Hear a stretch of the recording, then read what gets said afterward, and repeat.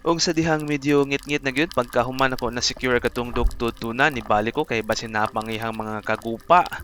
Pero ang nakita nako katong saguksa kong gingon kanina, nisaka naman siya. Di mao na lang gini akong gitira pangdugang sa atong kuha. Galing ko lang dyan ah.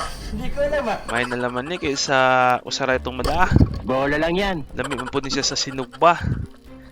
790 grams. Mao ni ato nang gidala pasaka. Wa na ta maglangay-langay kay drop shot man ni.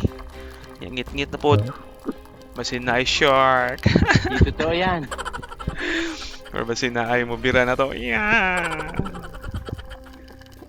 Huwag na secure ginato kay maayo mong pagkaigoa. Saka na diretso.